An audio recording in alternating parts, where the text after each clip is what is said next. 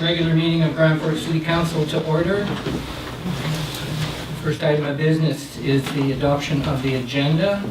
Can I have a motion to adopt the agenda? Councillor Korlick, Councillor Zielinski, all those in favor? And the minutes, we have March 11th public feedback session meeting minutes. Can I have a motion for that? Councillor Studley, Councillor Thompson, all those in favor? And the second is the adoption of the minutes from the regular meeting of March 11th. Can I have a motion to adopt that? Councillor Zielinski, Councillor Korlick. And you have a question on that? Yeah, rising from the minutes. Rising from the minutes. Thank you, Mr. Mayor. Just one question to staff. Number 13 at the end of the minutes. I guess third last paragraph. Councillor Zielinski wondered what options. Specific answers not known at this time. Are we going to get some answers on when things go sideways? What are we going to do? Is someone researching on what our legal liabilities are and whatnot? I know we got that parks and open space. So this is business arising, though? Yeah, it's just we could adopt the minutes and then... Oh, for sure, yeah. But I have a correction? Yeah. Okay, sorry. Okay, let's deal with the correction. Councillor Thompson. Okay, the correction is on page 13 of my agenda package, and that all written and oral and verbal reports of council submitted to the March 11th, because some of us didn't have a written report, but we did get a verbal report. Okay. So that's a correction in wording. Yeah. And do we have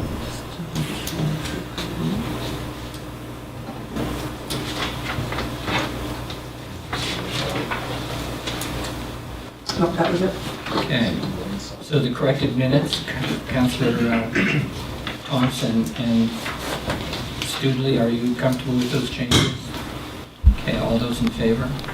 And business arising, Councillor Zielinski. Yes, just my question again is if we have problems in Lois Hagen Park here with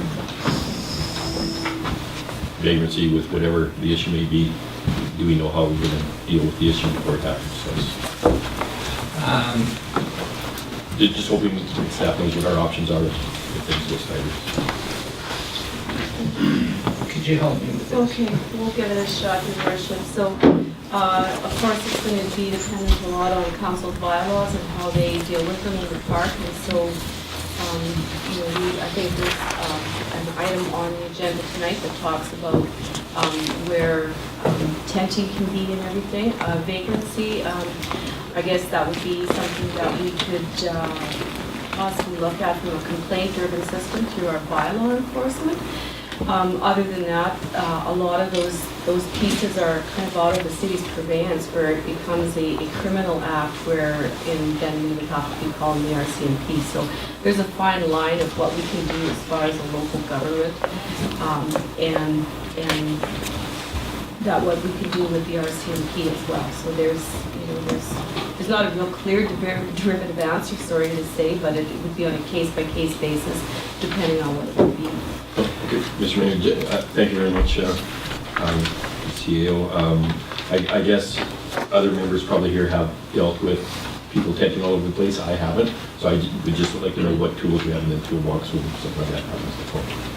And I can tell you that Sergeant Harrison is back in town, and I'll be talking to him on Wednesday, and hopefully we'll get a tighter rein on some of the plans for dealing with some of these various problems we're having with prolific offenders in the town.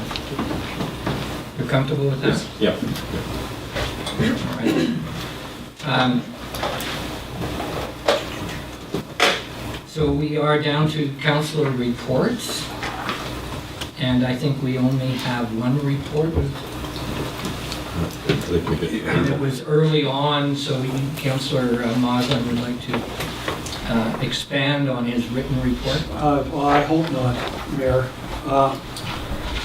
I'm waiting for anyhow. No need. I have submitted the report, Your Worship. My intent is not to bore everybody, but to keep this place in the agenda open, to bookmark it, so that all councillors, even if they don't have a written report and have a verbal one, can feel comfortable chiming in. Because I really feel that it's important to make, for the community to hear how well engaged this particular council is. Anyhow, I attended the rec commission meeting. The points there were communicated earlier to council. There was some good news and bad news. The Council of Indigenous Nations got its grant with the school district's help for a new daycare preschool situation. And the bad news, of course, was the curling rink did go down after 11 years of service, although it should have been maybe 20. Options are being pursued. I don't have any more information yet on that. I'm hoping to see some movement on the Learning Garden. The Rec Commission is looking after that, Mayor, although I have to point out that it's not going to be the Rec Commission's decision, that they are just going to make a recommendation to both the city and the regional district about the Learning Garden and its future. Anyhow, that's basically the Rec Commission. Be careful this April. We've had that warm spell. Waters are starting to move, and our roads have certainly taken a beating. We've seen that, and it's going to take some time to get back on top of that. So be careful. The work on the Ruckle Armoring project is proceeding smoothly. There is a BFR meeting tomorrow at the River Valley Church at 6 p.m. Emergency preparations for freshet are on the agenda. I do want to add that on March 20th, I attended the Emergency Operations Center orientation for elected officials in Moorfield. The session was given by Mark Stevens of the RDKB. There were 26 elected officials from around the region. It was a review of the provincial legislation governing the 2 different states of emergency. I now know that there's a provincial state of emergency and a local state of emergency. There was also an overview of how emergency management is organized in the province and in the region. And just some insights. Did you know that we were in our 45th week of a state of local emergency? And that's before. So once again, I invite everybody to the Boundary Flood Recoveries meeting at the River Valley Church tomorrow night at 6 p.m. Thanks, Mayor. That's my report. Thank you, Councillor. Further council reports on anything? Councillor? Thank you, Mr. Mayor. I attended the warming center meeting last Thursday, where the concerns are what's going to happen in the future of the warming center, as their premise has been extended for a month. They'll be able to use it one more month. And then what? They don't know yet. So that's kind of up in the air. Also went to the regional chamber meeting. They were talking about their policies and bylaws and preparing for their AGM, which is coming up in May. So they're working hard at trying to go forward with the chamber, everything the chamber does. And it's such a good initiative. They're really working hard at getting it together. They have a good young core, and I think that looks good for the future. I went to the Boundary Museum meeting for my first one as liaison, and that was interesting too, because I found out the difference between the Boundary Museum and the Historic Society, which I didn't realize there was such a difference, and I do now. And that was, so it was starting to be a learning curve for me on that too. And it's interesting the things that they're working on, and they're really sorry that Bronwyn is leaving them and have left and going to the gallery, which is a plus for them. So that's an interesting whole setup. But they're moving forward, and they have great plans and for their future, and I think it's all positive thing, and it's good for the whole boundary area. I'm really happy to be involved with them. That's it for me. Thank you, Councillor Coyle. Councillor Thompson. Yes, thank you, Your Worship. The DBA met for a workshop with members of council last Thursday to discuss issues that were of concern to them, and gave an opportunity for council members to ask questions. They would like to continue on a fairly regular basis, perhaps even quarterly, to have these, what they call roundtables. And I'm going to ask if council has an appetite for that. And if they do we want a formal resolution to that effect? Would you like to make that motion then?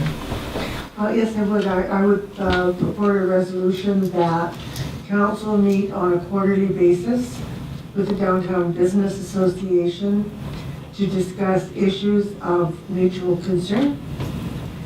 And the next meeting be scheduled for June, followed by September, and then December.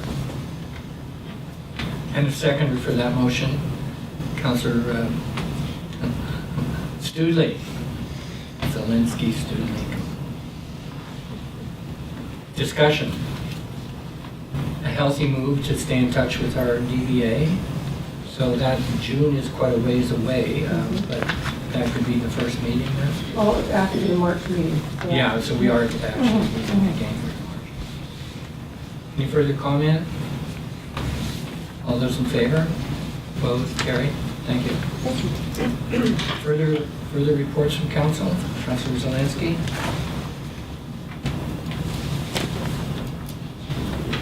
Thank you, Mr. Mayor.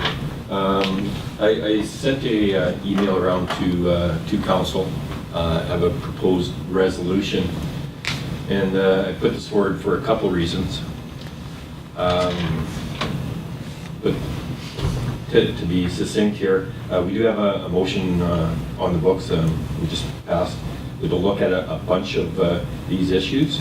What I'm trying to do here is to save some staff time, that if the board here is willing to support this resolution, then it allows staff not to deal with one segment of our zoning bylaw being the core commercial. So maybe I'll read it out, Mr. Mayor, just. Please do. Okay. So the motion is that the City of Grand Forks supports our local business community and their contribution to our economy. Part of this support is putting policies and plans in place that encourage commercial development in our core commercial zone and encourage other community support organizations and services to locate in other development zones in our community. So having, I move that motion then to include discussion. And a seconder for that. Councillor Corlett? Mr. Mayor, we only have one core commercial zone in this community. I don't see our commercial zone moving anyplace, and I think it's a place where we want to encourage small business and local traffic and tourist traffic also. And if we're putting forward this motion as far as when the definitions are crafted and put forward to the public hearing, that they're not included in the list of things in the core commercial. So having said that, if a good development comes to this table, we have a rezoning process that can change that.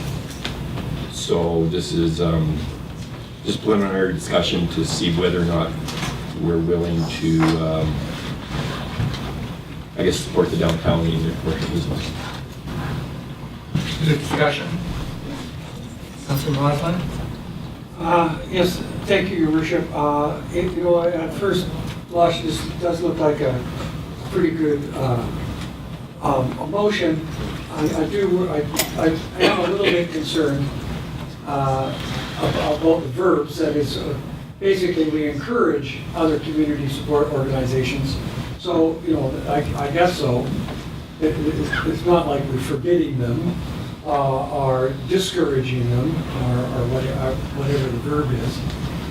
I do worry about some services. I know that the food bank, for example, is now located up on Donaldson in the light industrial zone. But unfortunately, that doesn't seem to be, for many of their people, their clients, that is a bit of a hardship. If they don't have a vehicle, they're walking up 19th with the groceries.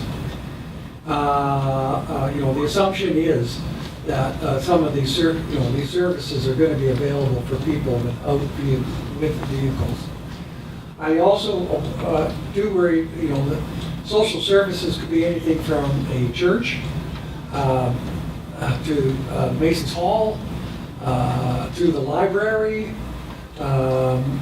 These are things that are part of the culture of our commercial core. So I guess, Your Worship, I am speaking against the motion in the sense that I would like to wait for the staff to come back with the definitions that would work for us before we make such a statement. I certainly support local business, and I certainly support their contribution. I don't know if I'm doing them a disservice by taking away other services that are socially orientated that might actually complement and diversify our downtown core. So, I speak opposed to the motion, Your Worship. Thank you. Councillor Zelinski. Thank you, Mr. Mayor. I think an important clarification is that this does not affect any developments we have currently.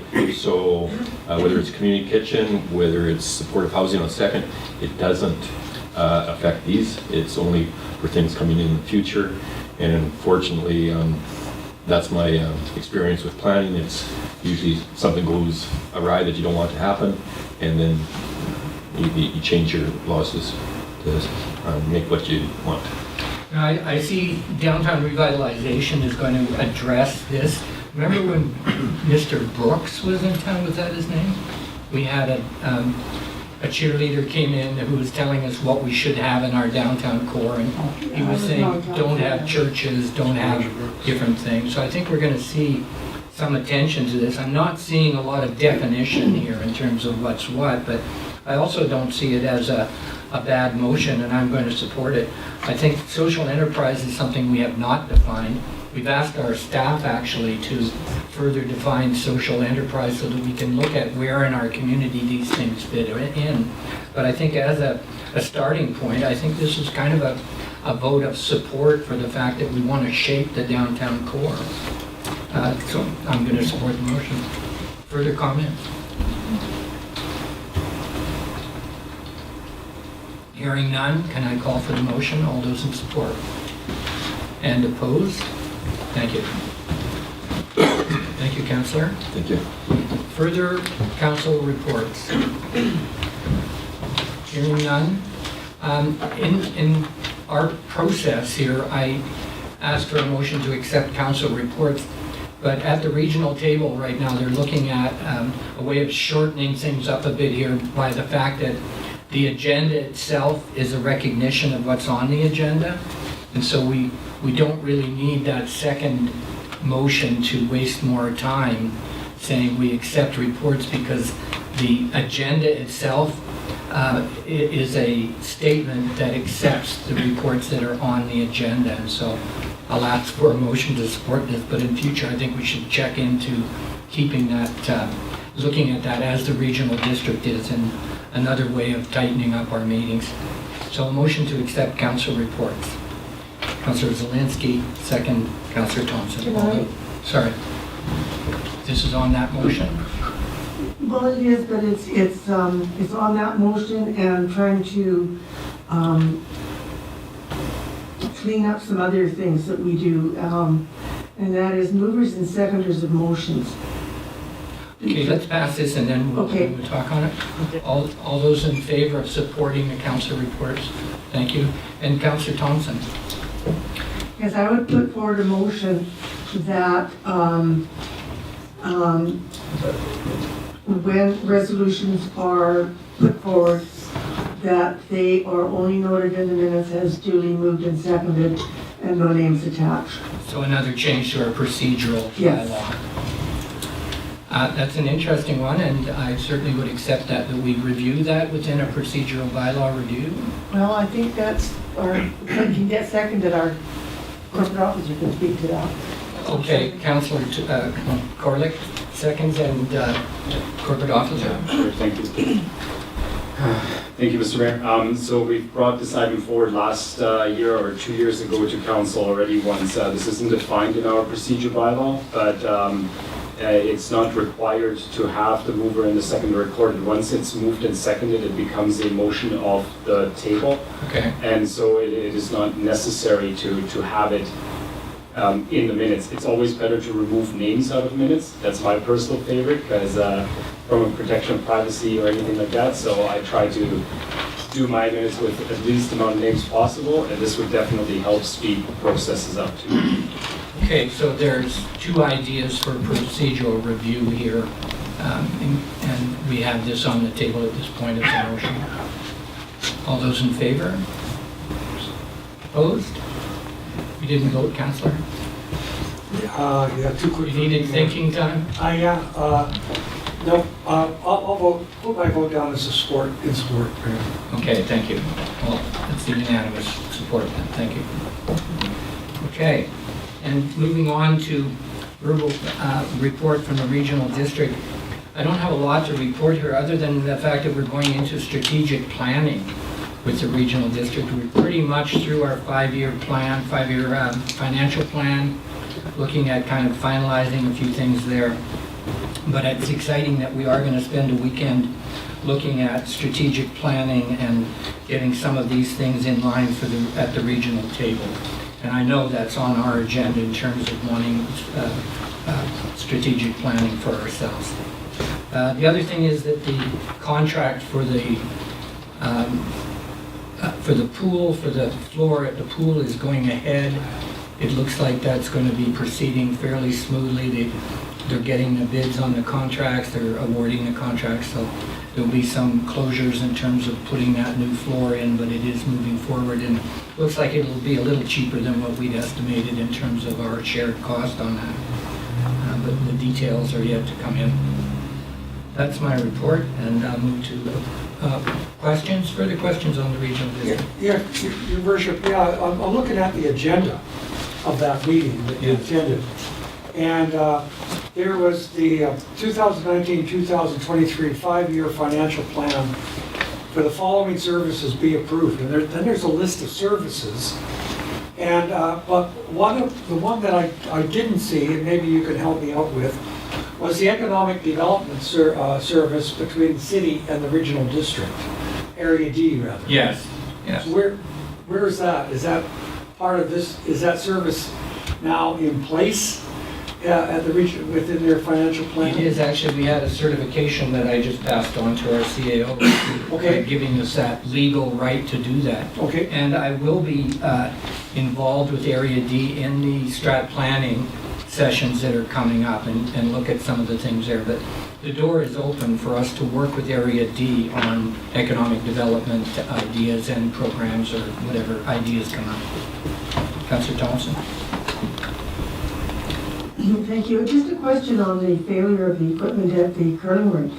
And I don't know if you, Councillor Mosman, or yourself, Mr. Mayor, can answer it. Was any of that under warranty? And to have it repaired, or is it just going to be thoughts that come out of the budget? Councillor Thompson? They were, when I attended the Rec Commission meeting, Councillor, they told me that they were pursuing options. That the infrastructure should have lasted 20 years, it only lasted 11. So they were certainly going shopping, looking for a solution with the supplier. I don't know where we are at this date, which is some 2 weeks later, You know, what is that? Any costs, my understanding, are gonna be split 3 ways for that infrastructure. The price they gave, which as was in my recommission report, was $50,000 for the new infrastructure split 3 ways. And I think that's going to come after they figure out how much it is actually going to cost. And I just wondered You're if gonna come back any to of, us. any of the failed equipment was under warranty that could be. I'm sorry. I haven't can't heard answer that either. There are some reserves they're tapping there, but I don't know the details of it either. Yeah, they're looking into it, believe me. Yeah. Yeah. Okay, and accepting the Regional District Verbal Report, Councillor Thompson, Councillor Corlick. All those in favor?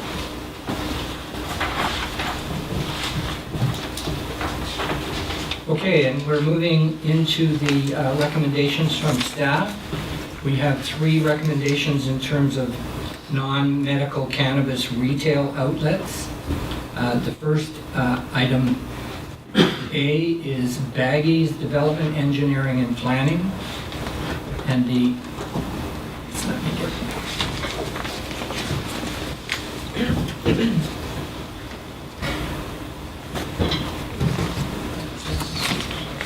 So the recommendation on this one is that council receives the report for a positive recommendation for the retail store known as Baggies at Unit 4, 7480 4th Street. That's the one across from the Overweighty. Save on foods. How out of date am I? A couple of years. It's easy to do. Okay, across from Save on Foods. That's the first item, and can I have a motion to that effect? Councillor Corlick? Councillor Moslin. Discussion?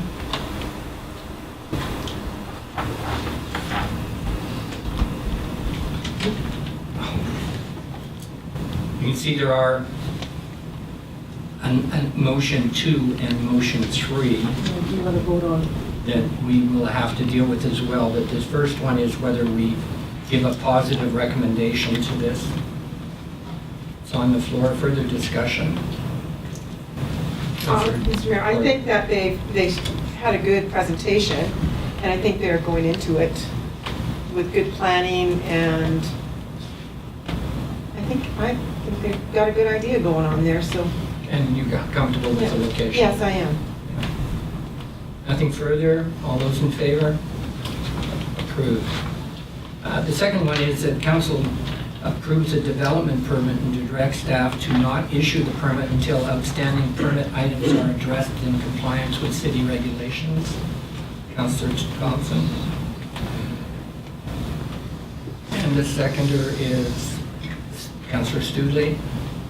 Discussion. So there are some things here that the city planning department will be working out with them. Do we need any further detail on that? No? Okay, all those in favor? And the third motion is that the council approves the operating hours for the proposed non-medical licensing facility operated by Baggies. Again, this requires a motion, and I'll hear that from Councillor Zelinski, Councillor Thompson. Discussion? Just a question. The hours, I'm on page 27 of my agenda, and the hours is from 9 to 11 a.m. I think that should be 9 a.m. to 11 p.m. That was a typo. Okay, yeah, good catch. That's a typo. My understanding of the hours is that the gentleman who's running this is wanting to keep it as open as possible to start with, but may set hours in relation to the traffic and the customer base that he's dealing with, and so there may be some changes that come with that. And again, we have a final kick at the can on this before it opens if there's any concerns. So this is motion number 3 to approve the hours of the proposed non-medical use of cannabis. All those in favor? Opposed? Carried. The second item on the list of cannabis retail is quantum development. No, there's the third resolution on the baggies. I thought we just did the No, third we one. just did the second one. We did the third. We did all three? We did. Oh, well, You where have I looked? That was the hours. Oh. Right. Okay, and so this one, again, is recommended as a positive recommendation for the Quantum One Cannabis Corporation at 317 Market Avenue. A motion to approve. Councillor Moslin, seconder. Councillor Thompson. Discussion?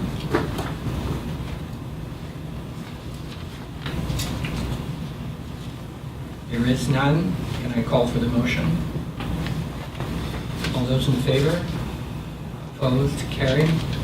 That council approves the operating hours of the proposed 317 Market Avenue operation. Again, a motion from council. Councillor Thompson. Councillor Studley. Discussion. This is the same issue with hours here. I see where there is some freedom here for us to comment further on the turnaround on this, but at this point it gives them some freedom in terms of seeing how successful those hours of operation are. Comment? All those in favor? Carried. And the third one is the 426 Central Avenue. And do I have a name on this? I'm not clear on. BC Base Camp? What's it called? BC Base Camp. Yes, you're right. Okay, and the motion here is that we deny approval of this development permit 1903 for non-medical cannabis use at 426 Central Avenue. The motion, Councillor Zelinski. No, I'd like to amend that motion, All right. just so that we state it in the positive, and then if it fails or not, just the council approve the development, and then we'll let the vote decide whether it passes or not. Okay, so your motion is to approve the development. No, yes, my motion says the council approve the the development. development And the permit. seconder for that? You're not committed, Thompson. Councillor Thompson seconds the motion. Discussion? Councillor Moslin. Okay, so the intent of that amendment is to keep it into the positive so that council can then vote in the negative to deny. Okay, I guess, but I do have a question. You know, this whole process is really complicated. And the goalposts haven't been planted long, if they're planted at all. We are in a position where we do really need to rely on our staff to wade through all the regulations that are there and may be there in the future. We did have some community input on this one. Yeah, we did. Who would have thought soup was more controversial than pot? That's the way it is. Anyhow, So this is a motion to approve this on. but I do have a question, if I may, Your Worship. What communications have we had with Interior Health or the province in regards to the mixing of a retail outlet for alcohol with a retail outlet for... Their position is that they're not going to approve them being in the same building, but because this application is basically separated from the liquor distribution point, that it was approved by the province, and so that means that it did comply with the regulations of cannabis retail, in that it is a separate entrance and basically separate part of the building. So if I have this right then, the province approved it. We had public hearings on it, and now we're being asked by our staff to deny it because it's a mixture of, I know there's parking problems too, I believe. I don't think it was the parking as much as the fact it's right across the street from Gyro. Yeah, well, it's right. Okay. The Gyro issue is the one. Even though there's liquor there, and there's the Fred Walker School within 91 meters. No, I don't think that's a stumbling block on it. It was primarily, I believe, a gyro park. Well, based on the fact that it doesn't meet the requirements of the zoning bylaw. So it doesn't meet the 100-meter requirement for the setback from a youth center facility, which is the Fred Walker. It doesn't meet the setback requirement in the zoning bylaw for 100 meters setback from a community use zone. And the feedback that we got from the letters, the feedback that we did get from IHA and from a local business and from, we had several letters against this particular development. So based on the fact that it doesn't meet the regulations in the zoning bylaw, and we did get negative feedback from Interior Health and as You did? such. Yes, we did, the letters actually. Oh, And I didn't read it. Yeah, the letter is attached. Yes, there's a letter, there are letters attached. The last letter attached. Yeah, and so there's IHA, there's a local business, and a couple other letters. Can you tell us what without having to read it, what their Actually, concern Dan, did you want to bring it up? It's up. Oh.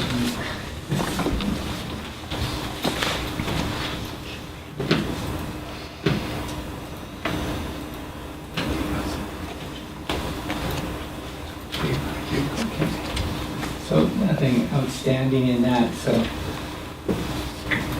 You know, it's certainly, in my mind, the idea was to separate cannabis and alcohol and by having a separate entrance, but basically you just have to go 50 feet in one direction to go into the liquor store. You know, I certainly have been concerned about that. My biggest concern is that it's proximity to gyro park, which is used by families, at family events and the like. And, so, and in addition to, it's not with meeting our setback.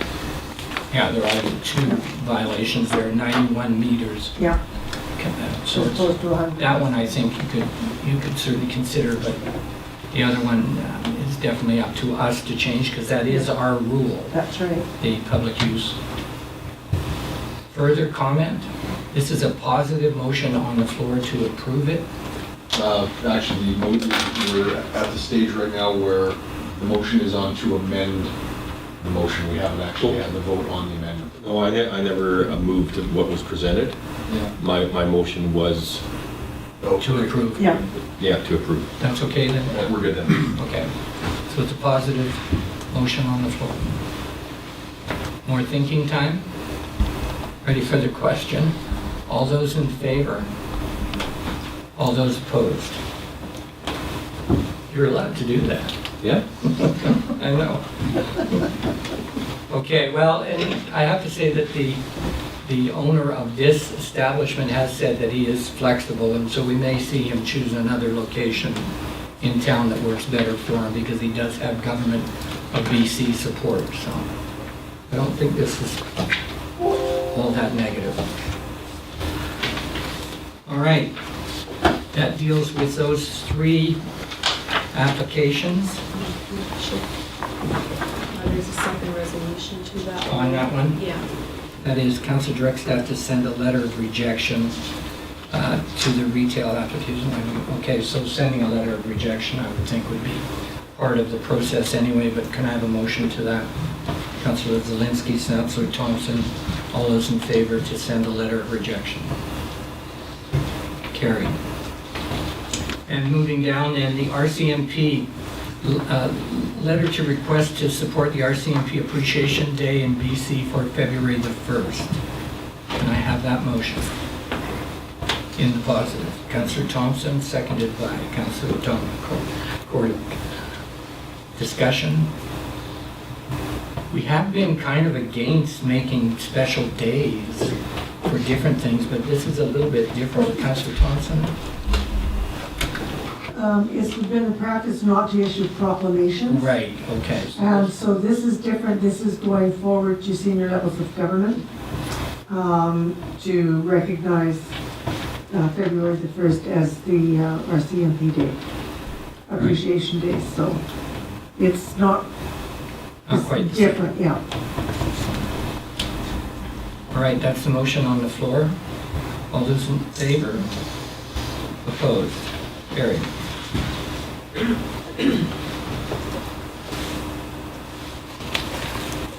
And Dianna Darling, block off request for the passway on Fifth Avenue. This, as you know, is that rough passway that goes down behind the building on the end of Market Street. And so we're instructing staff to proceed with best practices and to block the pathway at the site of the proposed Whispers of Hope Community Kitchen. Can I have that motion? Councillor Corlick? Councillor Studley? You got it. Yeah, that, if we don't do something, that's an accident waiting to happen. Yeah, I can see the argument there in terms of people coming down that fast into traffic, and now as there's going to be increased traffic there, it's going to be worse. Councillor Zelinski? Yeah, thank you. Do we know whether it's going to affect any other tenants that are in there right now? I don't know. I heard someone that uses the back door for clients, so I don't know Oh, if but that that's, affects them. no, I know the building, and Okay. it's not a problem. Okay. Okay, Councillor Thompson? Well, as somebody who's enjoyed taking his mountain bike down that route, there is some fondness there. I guess I've got two questions. What does this look like? What will it entail to block? Are we going to put a railing? Are we going to put cement? I understand there'll be some kind of fencing at the top. I don't know if we can clarify that. What's the plan?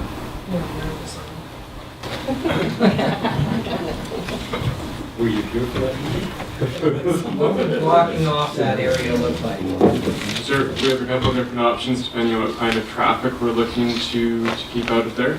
Anything from some simple no posts, which would indicate it's not, a safe area to be in and that you shouldn't come through that, or we could look at the higher end with some chain link fencing and some barbed wire on top, for example. Electrifying. Yeah, so there's a few different options depending on the intent of council, and we can certainly install whichever option, like I said, ranging from something that visually indicates that it's not meant for traffic, but is not a physical deterrent to people walking, all the way up to something that would be quite difficult for someone to get past.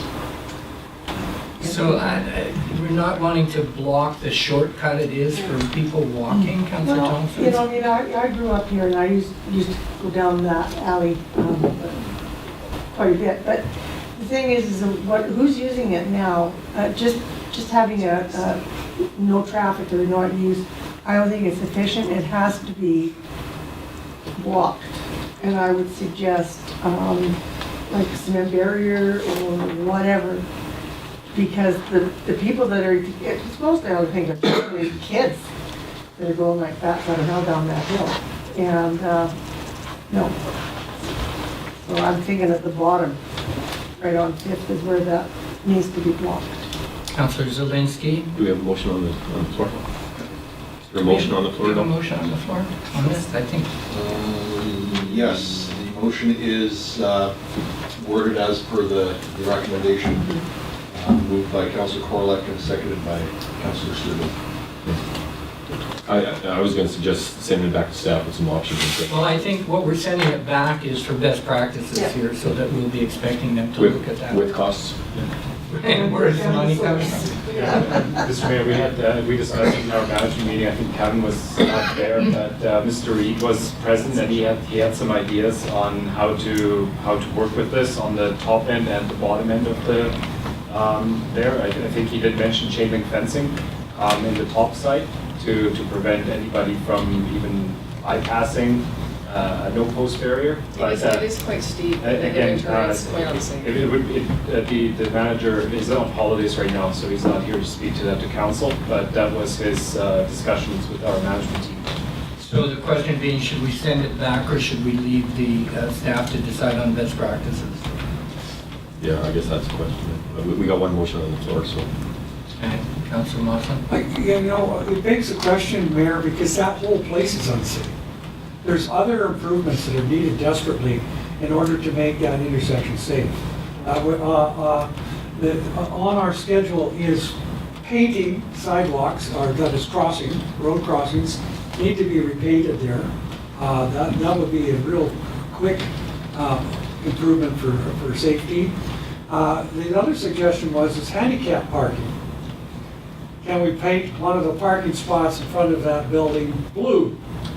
So that there would be room for a wheelchair person to access that building for either one of its three businesses, or whatever. I guess my concern is, Mayor, we're focusing on that little side hill. Yeah, it's steep. Yeah, the kids go roaring down it. Good luck trying to get them to stop. The spot, there are other, what I consider other safety hazards, mostly about the crunch between vehicles and pedestrians. So there needs to be better sidewalk crossings, both across, in my opinion, across, is it Kell River Drive there, or is it 72nd. It's 72nd, isn't it? Yeah. It's 72nd, across 72nd, and then across 5th. Those need to be, and I think there needs to be better marking for vehicle parking. And my suggestion is one of them be parked, painted blue. Okay, how can we roll this into the motion that's I think that's kind of operations that we're getting into. Well, this is, yeah. But you can ask them to take a look at the safety issue of that whole But I think spot. there are crosswalks there on 5th and on 72nd. Yeah, they're in poor shape, the crossings. So I know, but I think that's in their plan, I their hope work so. plan to redo the sidewalk to cross. So can we assume that best practices would mean looking at the whole safety of Yeah. that particular corner? Kevin? Thank you, Mr. Mayor. I was thinking quickly about some costs, and I would suggest that if council also threw about $5,000 at this project, we would be able to get it done. Councillor Zelinski, where would the money come from? Exactly, yeah, good question, and in my mind, there was, I suppose, best practices, but it sounds like there's a bunch of different options, so, So, yeah. 5,000, as long as you're not coming back for more and we know where it's coming from. okay, well, we can ask for them to report back to council on what they do set up as a plan to deal with that. Yeah. So we can pass this motion and ask for a report back. Can that report include other safety improvements? Well, that's what I'm assuming, that we've given the message, we want it to be looked at as a holistic issue of safety. Yeah, rather than just that one little. Yes. That Okay. is the most, in my opinion anyway, that is the most urgent piece that needs to be dealt with sooner rather than later. And to keep deferring this to another meeting is not going to preclude kids from using that. And I would like to get this done sooner rather than later. So I see that passing this motion is not deferring it. No. It's asking for a report back, but the action item is here to get it done. Ready for that question? I just want to be clear, what are we voting on now? Yeah, do I understand this right? Council is kind of amending the motion to include like a budget of $5,000? No, we're not. No. No, for me personally, it's as long as that report comes back, say, this is what we did, this was the cost, and this is where the money came from. Right, no new budget items. Okay. All right. It's on the floor, Councillor. One last thing, in front of that building along 5th, to designate something as handicap parking or whatever, that's dangerous there because you get out, there's no sidewalk access, you have to go up steps to get up to that building. No, There's a ramp. no, you don't. You have There to is go a all the ramp. way at the end to 72nd to come up on the ramp. No, if you park in front of the building on 5th, you could conceivably wheel your wheelchair or get it pushed up 5th Yes, to the edge of the building and then come back up. So you that's don't- what I'm saying. Yeah, so all the more reason, Counselor, to have that access safely painted or designated with either a pedestrian lane painted on the pavement or a blue line or something, 'Cause there's no- so that that access is marked and safe. Well, because there's Okay. nothing now, Are we giving a gray message here to staff on this matter? maybe. We want to go ahead with the, yes, So, Your Worship, I think that if we can address the request here and the rest is kind of another issue, And I think that, you know, we can look at all different kinds of things, and it's going to add more time to this. And I think from what I'm getting is that this is something that's a timely issue that needs to be addressed as far as the safety piece goes with that back alley. And I think the rest of the things would have to be part of a work plan from operations. Okay, let's bite it off in bits, then we'll do the first part first and have a report back. Now, All just right. a minute, I want to be clear. Are we asking for a report before that's blocked off? No, we're asking them to go ahead with blocking it off, report back on the general safety issues in that area that we might address. Okay, but do we need 2 motions then? Nah, I think that they're getting a clear message that we would like that safety issue in that corner to be looked at. No, I'm glad they are, because I just Do want you to... want to make it a second motion? I think that would be much cleaner. All right, let's do that. And so the first motion on the floor is to move ahead with blocking that access Yes. down. All those in favor? Opposed? Carried. And the second motion would be to consider the safety issues related to that location. To vehicles and pedestrians, for vehicles and pedestrians. Okay. Do we need a motion to request staff to bring that report back? Yes. Would that be any part of the intent? It Is is, that staff being directed to because it might cost money. make a report on possible safety improvements for pedestrians and motorists at that intersection? Okay, and the motion is Councillor Thompson, second No, Councillor Lawson. it's not, I'm not making that motion. That can be Councillor Lawson's motion. Okay, and the seconder, Councillor Zelinski, and comment. And Christopher, I just wanted to note, as we've gone over in the highlight reports in committee of the whole, that we are intending to engage ICBC to do a review of our intersections this year. And so while it's not specific to this one, it will cover the general area, looking at the signs and lines for intersections across the town. Okay, so this would be doing some of that work on our request now. It's on the floor. What's on the floor, sorry? Sorry, if there's no more discussion, call the question. Can we have the motion with that, please? The council asks staff to report back on possible safety improvements toward vehicles and pedestrians at 5th and 72nd. Yes. Comfortable with that? Councillor Lawson makes the motion, Councillor Zelinski seconds. Question? All those in favor? Opposed? Carried. Thanks, Mayor. So just to confirm, we're still going to get the report back on what was done and how much it cost? That's very long. We always do. Okay, great, thank you. Okay. The next item is from Glynis Andersson on behalf of the Citizens for a Better Grand Forks, a letter requesting an open forum community meeting. And I would entertain, let's see what we... Just give me a second here.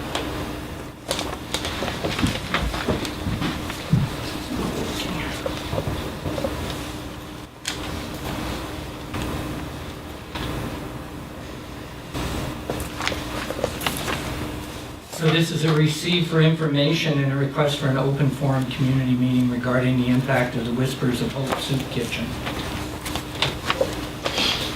or community kitchen. Councillor Zelinski, I'll make a motion that we receive this as information just to get it on the table to discuss. and the seconder, Councillor Thompson. Discussion? Councillor Moslin? Hey, Mayor, I just want to point out that we have started conversations about housing. They're not as readily visible as some of us might like. We have started at the previous meeting. We've endorsed the concept that Boundary Family Support Services and Urban Matters apply for a real estate foundation grant in order to hire someone to start a community conversation about housing, okay? And to look at long-term housing. So that's one conversation we have started or initiated or witnessed or whatever. We haven't participated in it yet.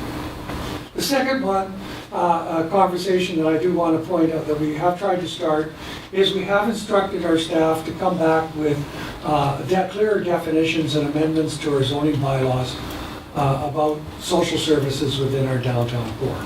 We expect that to come forward by September, which means that in September will be, because it's a zoning bylaw, there will be public meetings about those changes, and the public will have the opportunity to consult. If there needs, the other one I'm hearing about is the boundary flood recovery guys are going to start talking about long-term housing solutions too. So that's a third conversation. I'm trying to keep track of all the conversations and hope to get my foot in the door. I don't know, I've really split about this one, Mayor. This would be an open forum to discuss one aspect of our housing challenges, and believe me, we've got lots. So I'm assuming it would be a one-off. It would be one meeting, an open forum one night. And to hear the pros and cons in a respectful setting so that people don't feel threatened by having an opinion. That is very important, so that everybody who has an opinion feels safe enough to express it in a public meeting. Anyhow, Mayor, that's just some observations about the conversations we have started, and an observation about what this would entail. I'm assuming it would just be a one meeting.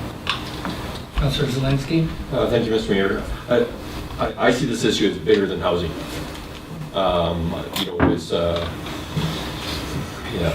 It's how we deal, I think, with some of the marginalized people in our community.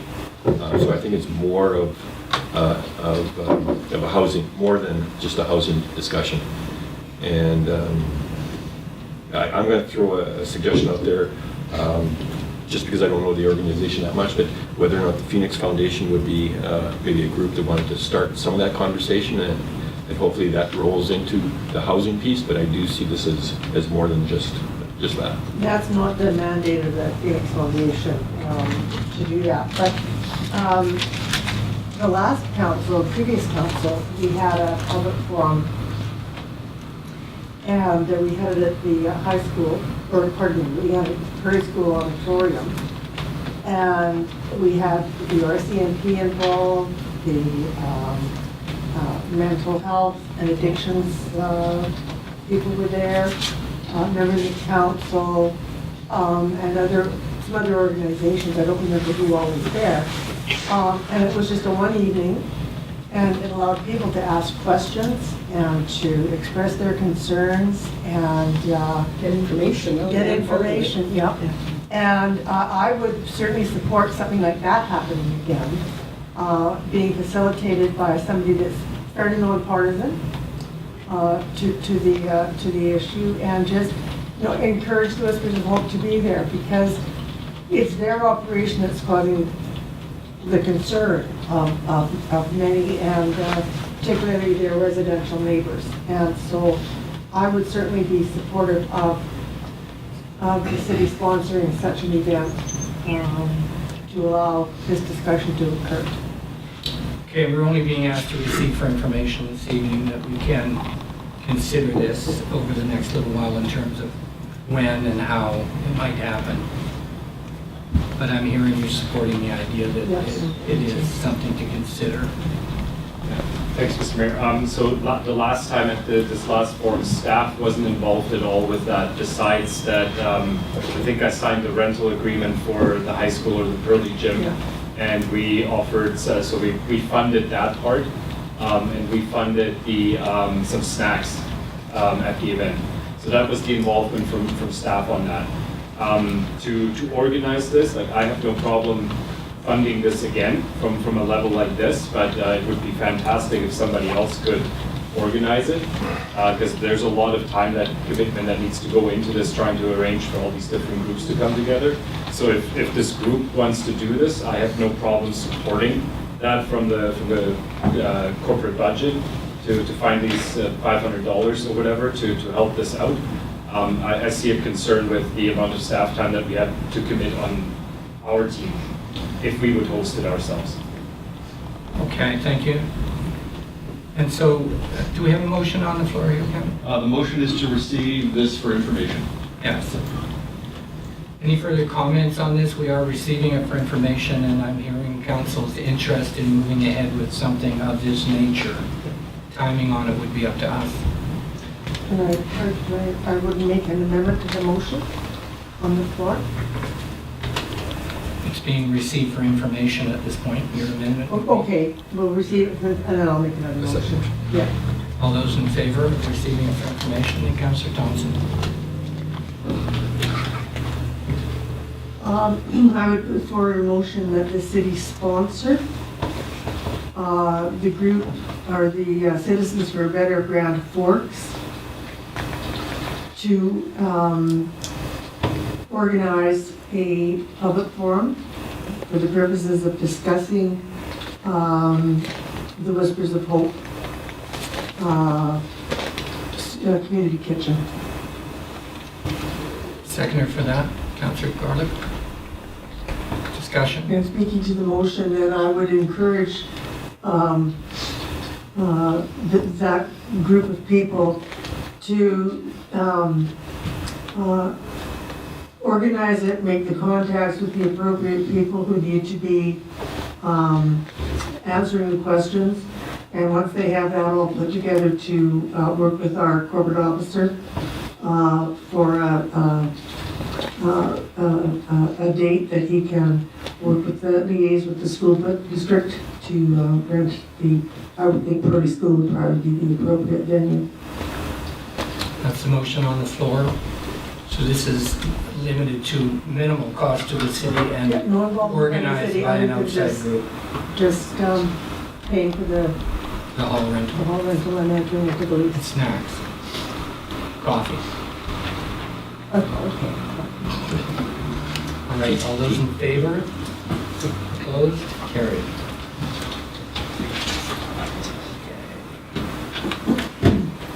Moving down to information items, we have a final report here that is basically being received for information. Again, the Local Economic Development Initiative has been done, and this is a wrap-up report. We're receiving it for information. Councillor Moslin? Yeah, sure, let's receive it for information, Mayor, but it is a bit dated. It is, yes, but I mean, there's some data in it that is useful. It did help me understand some of the city-owned properties in the West End and the limitations to developing those properties. That was good. I also appreciated the discussion of the airport and the limitations facing it. However, of course, the airport lands have sold. Sure, let's receive it. I sure hope any reports we commission, Mayor, don't take 2.5 years to show up. Well, I think this was impeded by the flood and everything else that was going on at this point. It was left open. So receiving it for information, any further? All those in favor? Carried? Who seconded that? Yeah. There was no seconder? We'll do now. Love it when you cover up for me. All right, thank you. And the Q4 financial report from our financial officer. Recognizing at this point that it is the usual process not to have this last quarterly report, would you comment on practice in the field in terms of whether we need this Q4 report when we are moving into budgeting so quickly? I thought that was what you were saying. I don't want to put words in your mouth. Thank you, Mr. Mayor. Yes, actually, I think this is the first time that I have provided this report. And I think that was really to give a little bit of a comfort level in going into the budgeting process. So there will be, a full report done once the audited financial statements are prepared. And of course, they'll be in comparison to the approved budget as opposed to this report, which is the amended budget. So we're requesting information purposes only, a motion for that. Councillor Corlick? Councillor Studley? Discussion? Received for information, is it? Yes? Okay, received for information. All those in favor? Got off easy. And down to bylaws, the fees and charges amendment, solid waste collection. We are being asked to give the first 3 readings to this fees and charges amendment bylaw 1958. Can I have that motion? So moved. Councillor Thompson, Councillor Corlick. Discussion? Councillor Moslin? Yes, your worship, the first Schedule H is residential solid waste collection. Because the city went to a weekly pickup, more waste has been generated.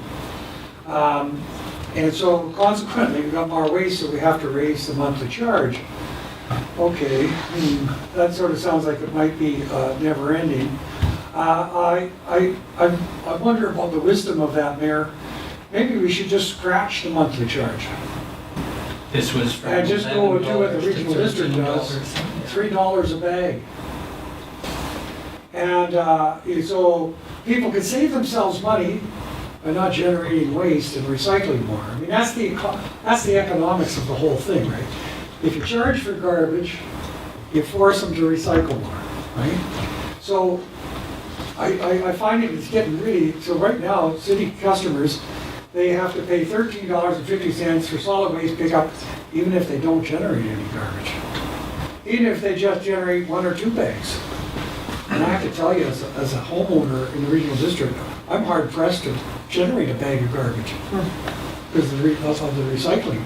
I haven't figured out plastic lining yet, but I am working on it. So I just would there be any appetite to just going with flat rate for bags? Councillor Thompson, we don't have this on the floor yet. Yes, we do, because we've had a motion to adopt. We'll give first 3 readings.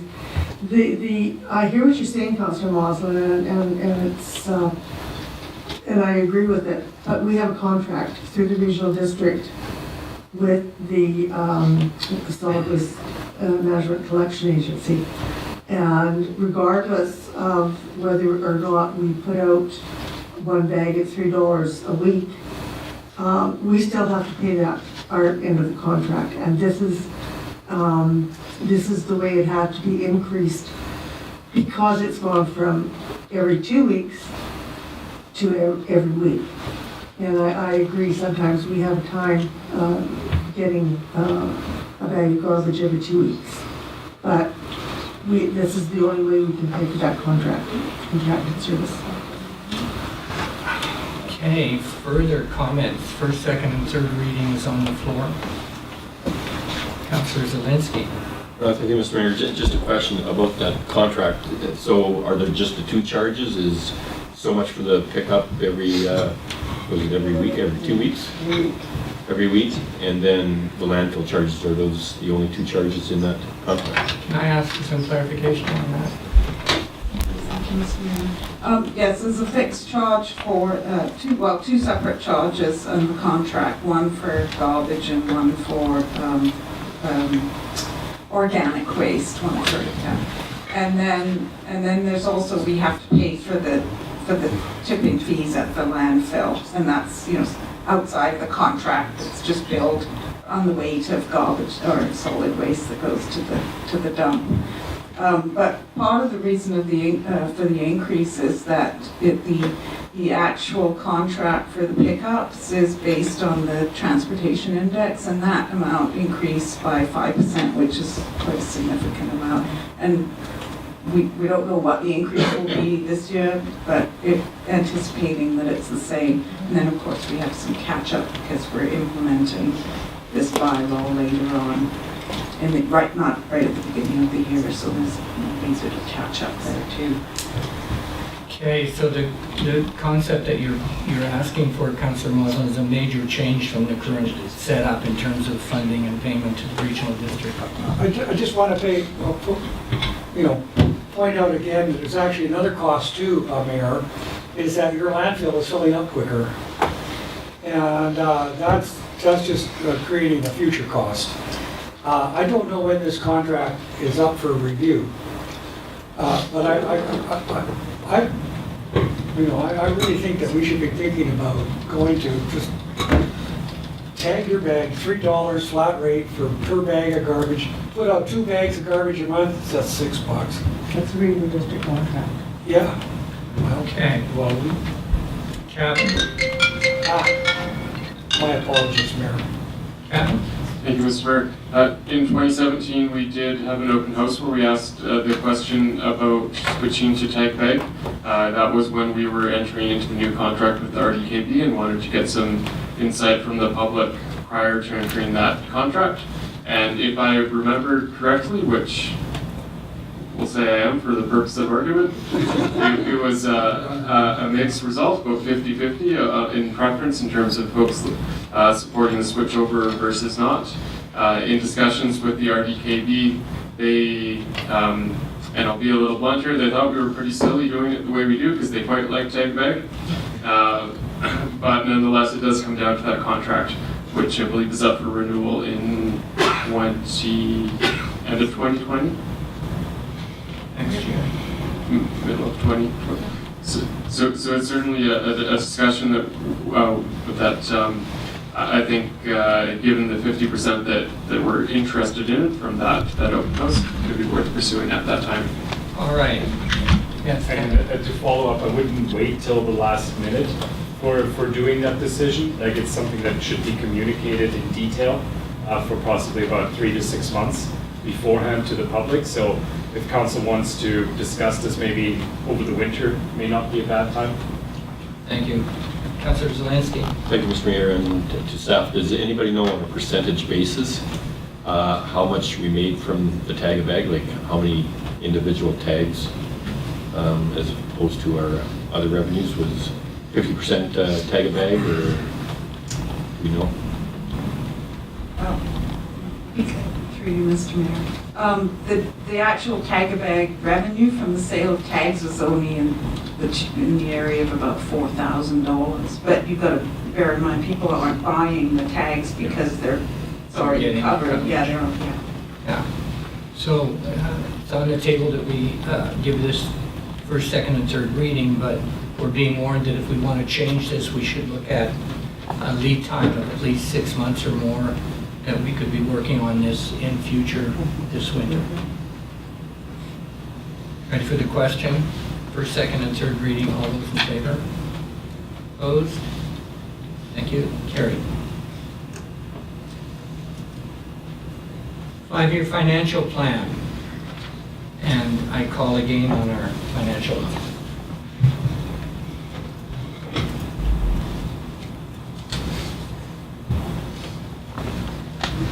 Thank you, Mr. Mayor. We went through the process of budget meetings and, or workshops, I should say. And this final financial plan that's being presented here tonight is essentially the same as what was presented in the budget workshops and the introduction at the Committee of the Whole. other than two items, which is the $13,000 and change for the operating contribution to transit, and then an increase in $16,000 for capital expenditures for the library feasibility study. Okay, can I get this on the floor? Councillor Thompson, Councillor Corlick. This is for first, second, and third reading. And discussion?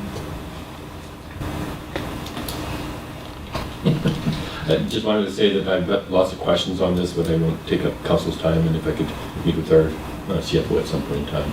Well, thank you, that's, if that can work for you, that's great. Councillor Thompson.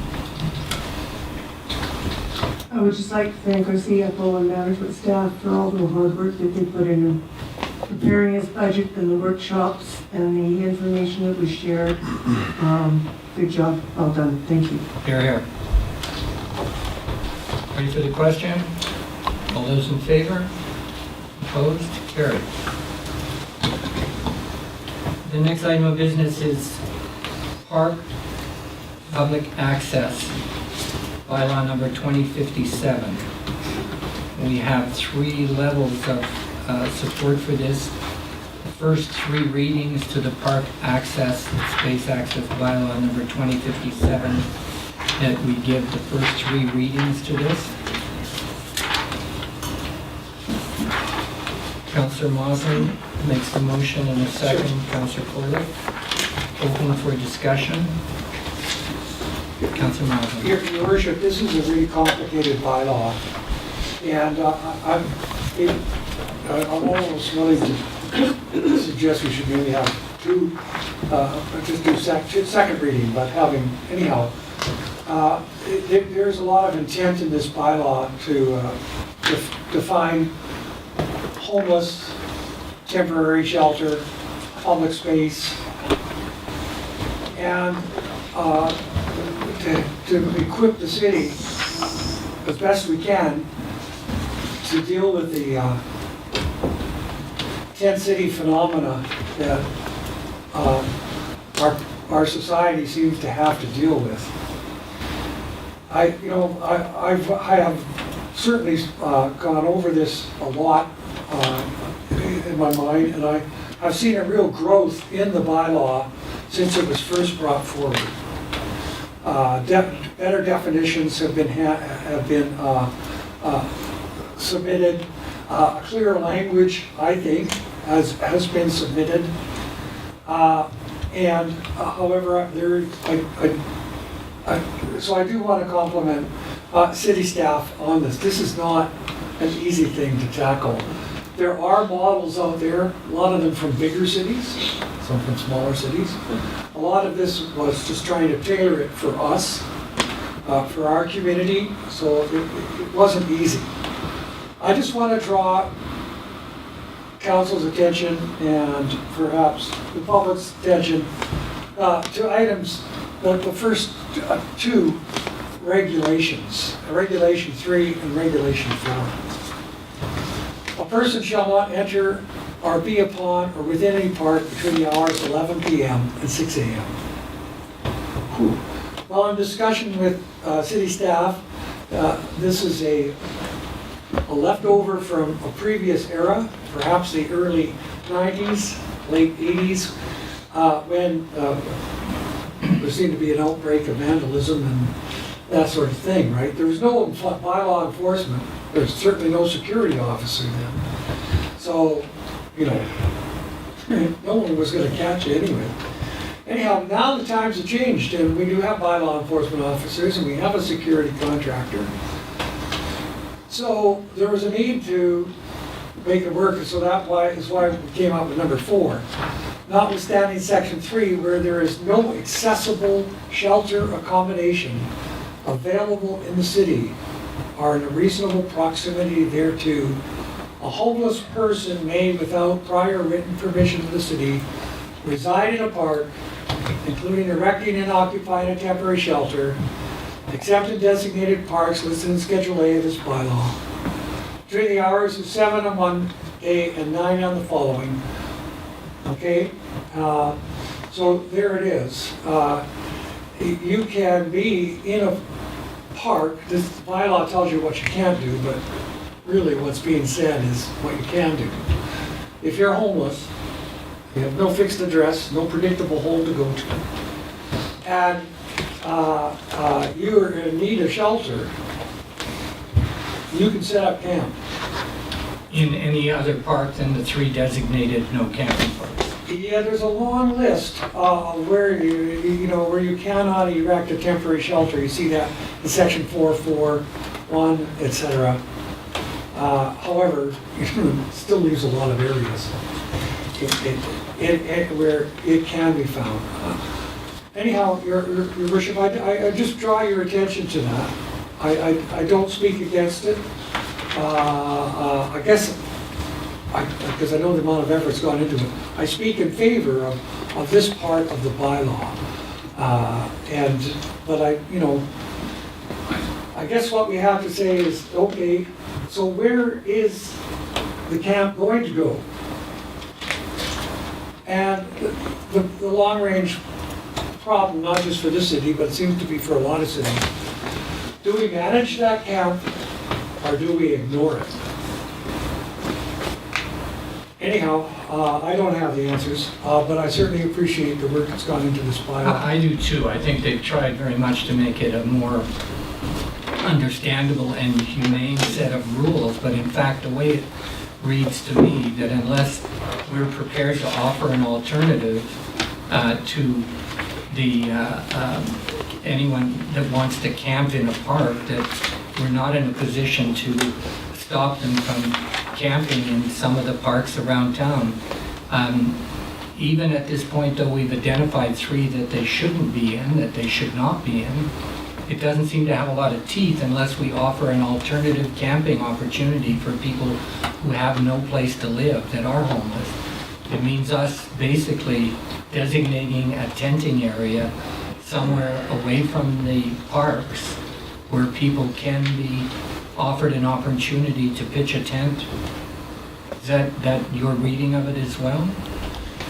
Yes, Your Worship. In fact, the thing is if you can offer accommodation and shelter, Then you can say no. then you can say no. And that is the trick. I mean, to offer accommodation and shelter, with a designated camping area, perhaps. Anyhow, that's the struggle I have with it, Your Worship. However, there are other parts to this bylaw besides this. It is a very complicated bylaw. It is. This is the most contentious one I'm that assuming. I can see in it. But, I'm going to vote for it at this point, first and second and third reading, to get it moving forward. I think it could use some refinement, and circumstances are changing. But I think we need to have rules, and I think there's been a really a good effort by our staff to put this together in a meaningful way, looking at what other communities are doing. Councillor? Yes, thank you, Mr. Mayor. A couple of questions to staff. Definition of homeless person means a person who has neither a fixed address or a predictable residence to return to. So if I have my tent pitched up on the forks and I can tell you that that's where I'm going tonight, that's your fixed address? Yeah, it's not a homeless person then. That language has been used in at least 6 other bylaws verbatim. So it struck me that has... But not the one we're repealing. It was different in the one that we're repealing. The one we're repealing had no definition for that. These are other municipal bylaw definitions, other Yes. municipalities? Yeah, these definitions, the definition of homeless person was gleaned from multiple other bylaws. It certainly places council in a position of trying to decide whether they get involved in offering a place for people to pitch tents. That's in front of us. We need to deal with it as, yes, we're going to, or no, we're not. But Councillor Thompson.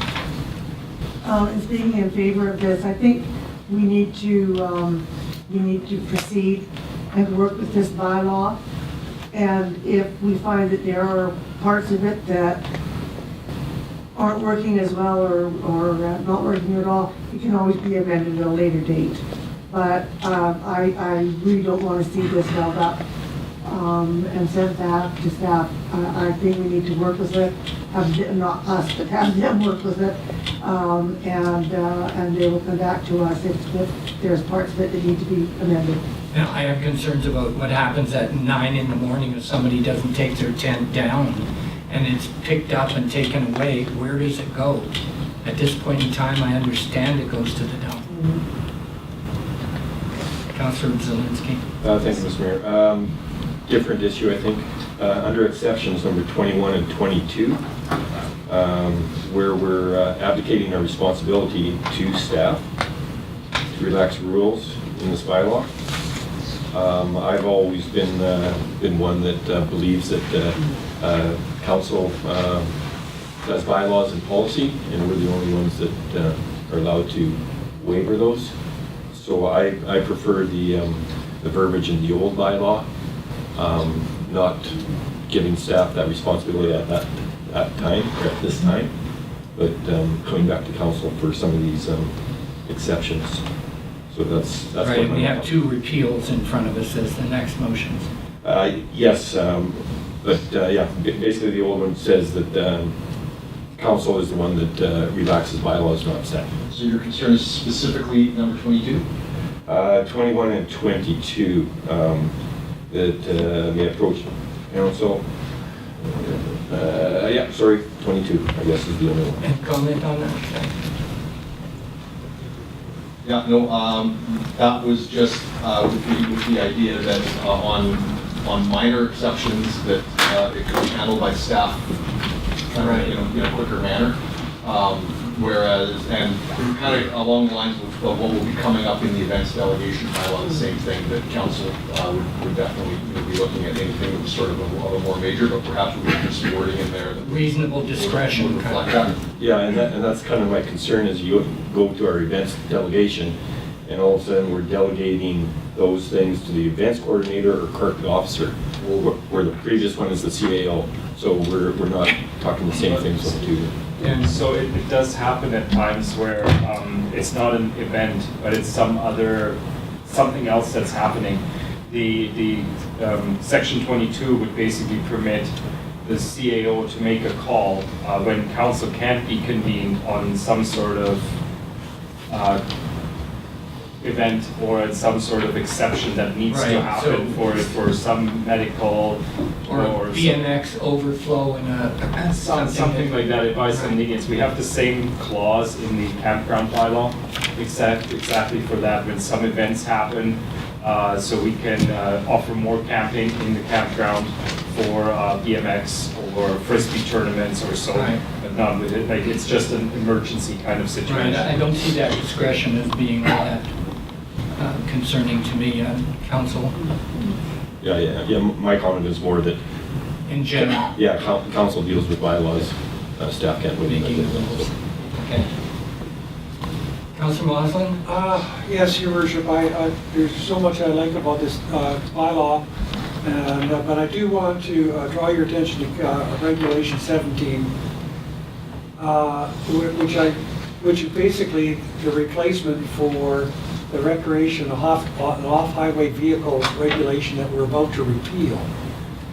And in the old bylaw, it's very clear that thou shalt not drive any motorized vehicle on a trail. I find that this language is not quite as clear. A person shall not, council can read, but it is perhaps kind of wordy. I would just like to suggest, or I don't know if moving an amendment is appropriate, that move an amendment, I guess, that it should read, outside of designated access roads, lanes or parking lots are within designated parks or trails, within designated parks and trails. And but basically what I'm trying to do is, again, is to add clarity to the wording so that it's clear that the intent of the regulation is to, you know, forbid, if that's the right word, vehicles from being on city trails or within city parks, outside of designated. Could you read the verbiage, like how you want the whole sentence or? Yeah, you know, basically, a person shall not ride or drive, as is, a person shall not ride or drive any vehicle or other mode of conveyance, except for conveyances for the handicapped, children's carriages and strollers, outside of designated access roads, lanes, parking lots, or within designated trails and parks. Just add the words. Can we make that motion now? For that amendment? Yeah, there was actually a second piece that our Deputy Corporate Officer found this morning. We're hoping to do a slight amendment from the version that was presented to the definition of the word park in there. I've got the thing on one of the highlights on the screen. Sports court or field was one of the suggestions that just came in today, and we're trying to streamline already for our smoke and vape free bylaw the word park in both bylaws. So Technically, sports court and field, all of our sports courts and fields fall within things that are defined within parks anyways, but for the purposes of keeping the definition of park the same in both this and the forthcoming smoke and vape free places bylaw, we just thought we would add those couple of words. It doesn't restrict any further because you've already got the blanket, but it just keeps the wording consistent across the bylaws. That doesn't help you with what you're asking. No, it seems to be an argument for what I'm saying, Your Worship. And in fact, that we should make it very clear that we're talking about parks, not parking lots here. You see, and that's why I wanted to add it, parks and trails. They have actually added a definition of trails too to this bylaw,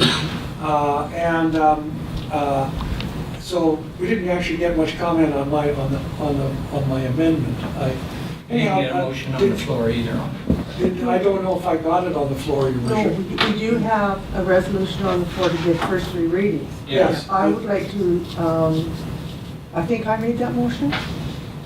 Councilor Moss and Councilor. Well, Okay, I would respectfully suggest that you withdraw your motion and that we give it first two readings and then resolution for the amendments and then give it third reading as amended. Is that the way it has to be? No, we can, council can amend it right now, basically with a motion regarding the two sections for Councilor Moslin.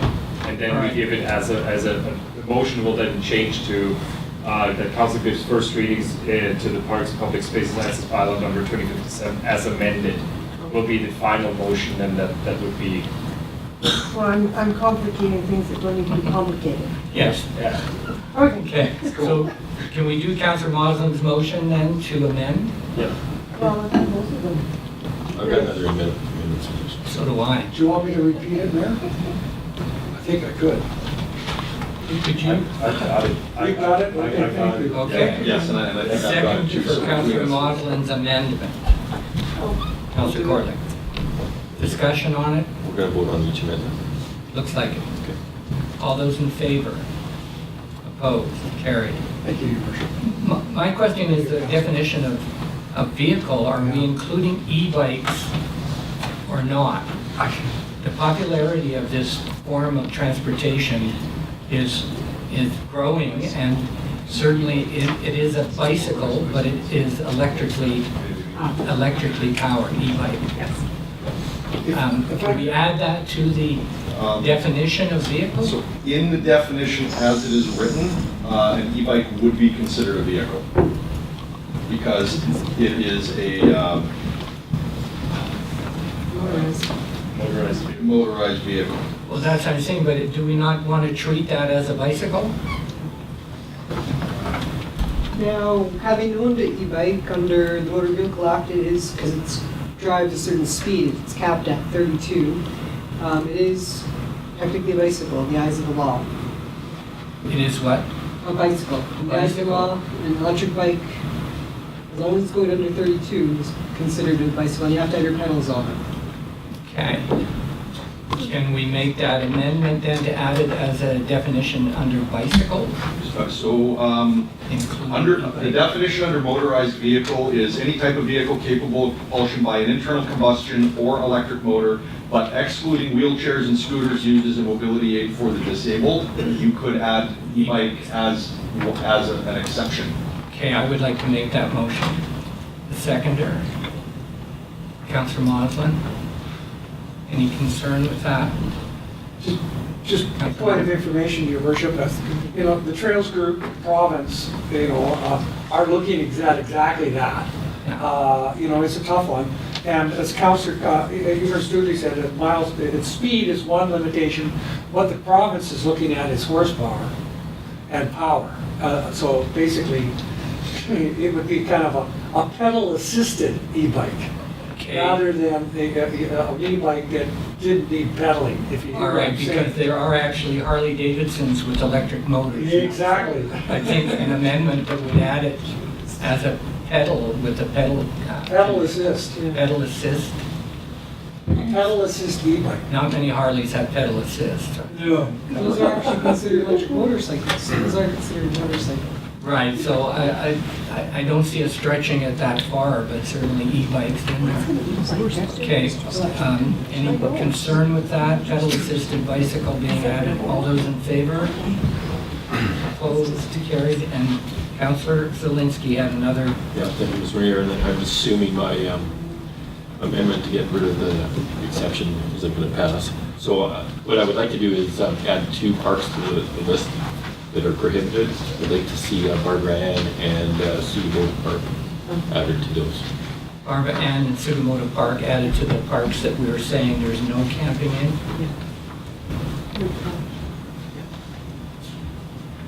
That's a motion and someone seconds it. Councillor Studley. Discussion? The only one I wanted to also add, Mayor, was cemetery. Actually, I believe the cemetery is listed It is, yeah. in 4.4.6, so that's already covered. Okay, Thank you. all right. Councillor Moslin's motion? No, it's Councilor Zelinski's motion. Oh, yeah, Councillor Zelinski's motion. Yeah. And it's seconded on the floor. All those in favor? Carried. Now we need a motion to approve the amended. There's still that part from Kevin here, this one, the sports court fields, so you can add that too. That's- Do you want a motion on that then to? Yeah. to do that? I just did. Councillor Thompson, Councillor Corlick, all those in favor? Carried. Now we're ready to pass the amended for second and third reading. Yes, we are. Yeah. Answer my own questions. Motion, Councillor Corlick. Seconded by Councillor Thompson. Further discussion? It is going to need some adjusting as we go into this. It's a big catch-all for a lot of rules here, but I agree with Thompson that we need the rules, Yeah. even if they're not perfect. Yeah. All those in favor? Carried. Oh, okay. Good work, Councillor. And on to the bylaw events delegation. We have 2 more motions. We got. Yeah, we got to the 2 rescinding motions. Correct. Right, okay, so bylaw 1682, off-highway vehicle regulation repeal. A motion to repeal, Councillor Zelinski, Councillor Corlick. Discussion? All those in favor? And the next repeal is bylaw number 1959R, first 3 readings, park access repeal bylaw. Motion, Councillor Corlick, Councillor Thompson. All those in favor? You can tell you're going to ask a question here, Councillor. Oh, I'm good. Okay, and down to events delegation, corporate services.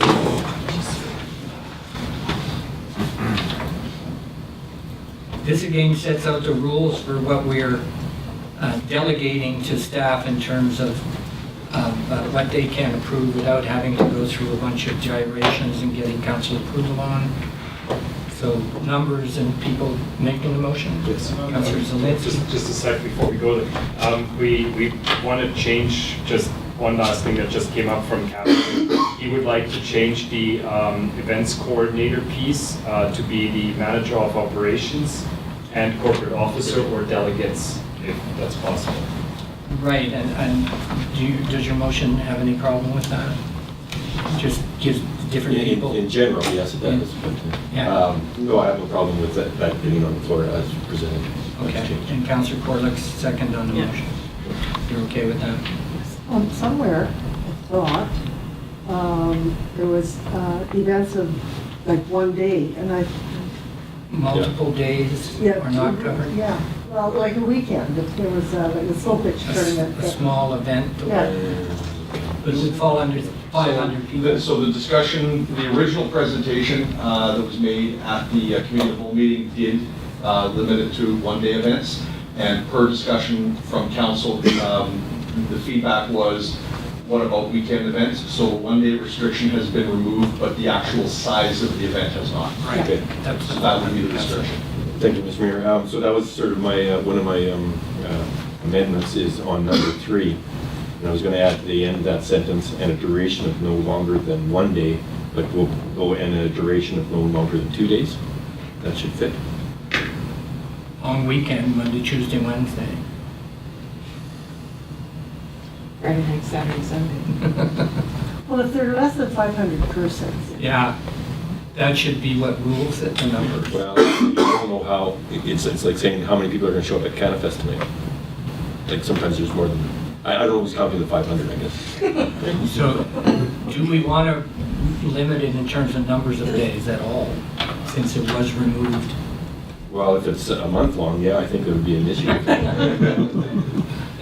So, Not exceeding 3 days? good for Let's me. go with 3 days. Yeah. So that's the motion? Yes, I got 2 other amendments just for my clarification. On number 6, just because I got my word delegates a little fuzzy, the council delegates shall follow the city's current event. And on 7, the same thing, all of the following shall apply to any decision by the council delegates, just so that I'm not getting confused between the people making decisions and delegates from the group coming forward. Certainly. Okay, that was clerical change.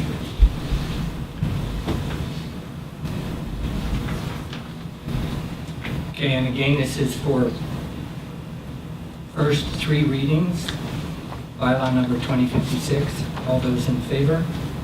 Opposed? Carried. No late items. Questions from the media and the public? We're open to any questions.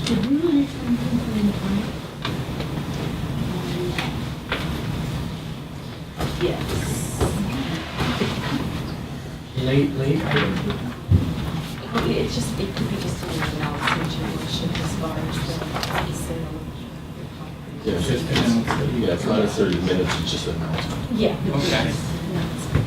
So one quick announcement before we go to questions from the public, that the city purchased 4 lots adjacent to the 19th Street BC Housing Project on which street? 70th Street? 70th Avenue. Right. So the council has purchased those 3 lots. 4 lots. 4 lots, A, B, C, and D. All right. Do we need to release any purchase information? It's available to anybody that. Anybody who's interested in what we paid for them can ask and we'll let them know. All right, and on to questions from the public. Ian? Thanks, Mr. Mayor. So I just wanted to speak in support of Glynis Andersson's letter that put it out behalf of the Citizens for Better Transports. I was really happy with the tone and the content of the letter, as well as the thoughtful, informative discussion that council had tonight. And this might come as a surprise from some people hearing me say this, but I think we need a lot less Facebook and a lot more FaceTime. in this community. So, and I think there's probably value in a forum like what she's asking for, specific to the current concerns around Whispers of Hope. But picking up on what some of the councillors were talking about was, this is really just one piece in a much larger discussion that we need to have, which of course includes like everything from flood recovery to housing and mental health, addictions, homelessness, crime. All of these things have threads in and out of all the rest of them, right? So a couple of things that just come to my mind is I know in the past there's been open houses where there's kind of panels of information and people can contribute written thoughts to it. And that, as well as some of the community conversations that the Phoenix Foundation has hosted, or some kind of hybrid of those kinds of things. I really think there's a lot of value. I've personally reached out to people who have a very different viewpoint than me of late and had like very positive, productive conversations. And so, yeah, I don't think it's any secret that this is really like an absolutely crucial moment, I think, in the history of our city. I think there's a few ways we can go, you know, and I guess I'm very confident that we have the capacity to proceed in a way that if we look back in 2 years or 5 years, we can be very proud of how we came together to rise to some of the incredible challenges we're facing right now. And I'd argue that there's a spirit of compassion and broadly shared values and interests that ultimately are much stronger and more powerful than the toxicity and the current hostility that taints a lot of our conversations. So, and I know there's a lot of other people out there who feel the same. So I want to encourage that, and I know there's lots of us that are happy to support that kind of conversation in any way we can. Hear, hear, and I think Councillor Thompson's idea that it needs to be done in a way that really makes the best use of this kind of a meeting. So I'm hoping that we can consult in terms of how it's structured and who's going to run it. Okay, thank you very much. Les? Les Johnson, GFTV.ca. I was going to mention that the community conversations you did. Phoenix Foundation has actually conducted a number of community conversations last fall, and you should be able to find them on their website or their YouTube channel. I know I recorded them. Which lots? The lots on the lane, the lots on the street adjacent to that, or both, or all of them? The lots adjacent to the BC Housing project. Yes. There's lots on the street and there's lots at the lane. There is an undeveloped street called 70th, Okay. which is just to the south side of the Ball Diamond. Okay. And if you look at it, you'll see it, right? Yeah. Those lots are adjacent to 70th. Right. Between 70th and, well, now you'll see the fencing that's there, right? There's 4 lots there. The city bought them for a grand total of $64,000. Not each, all 4. Okay,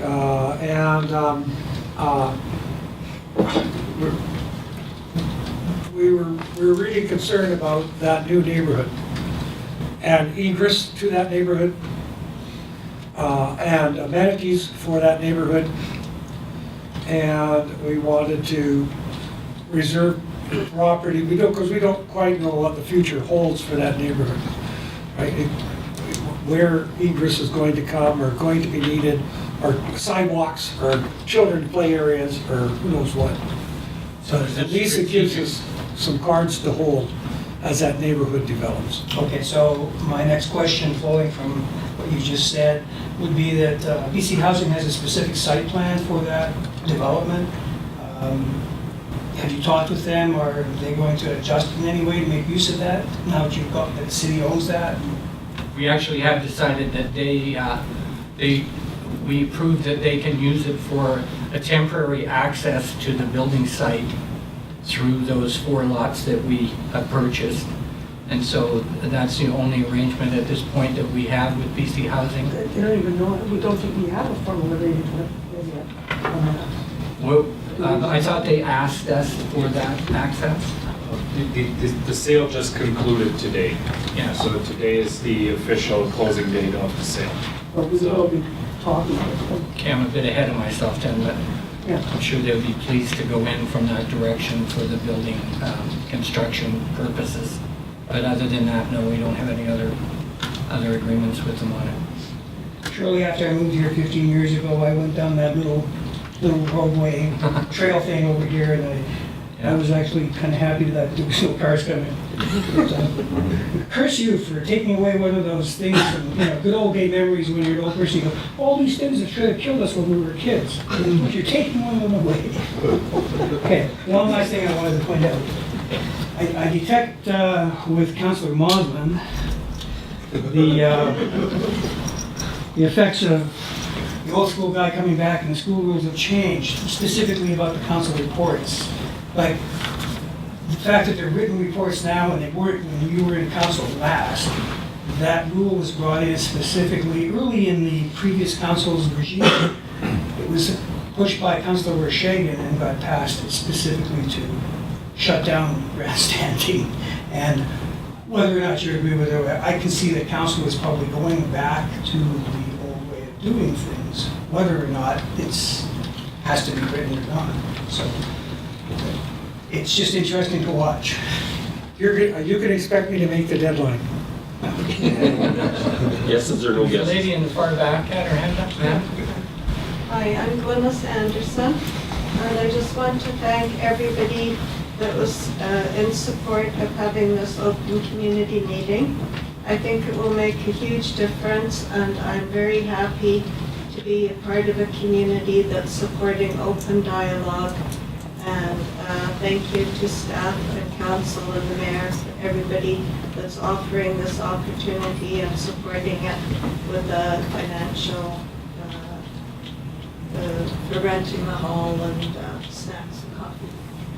Thank you very Thank much you. on behalf of citizens for Better Grand Forks. Thank you. Further from the gallery. Yes. Alex Medusa, then with some clarification. So with the 4 lots you purchased opposite the 19th Street project, that's just kind of, there's no explicit plans for that yet, and it's just kind of, so you have some control over the area, I guess, when development starts in the 19th Street project? I think that's the intent, yes. Okay. Have a good evening. Motion to open, just a moment. One quick question. Are horses allowed on the trails? I'm sorry. Are horses allowed on the trails? Yes. There are some There is a regulation 16. There is a prohibition against horses within the parks. Believe me, I have discussed this with the deputy clerk.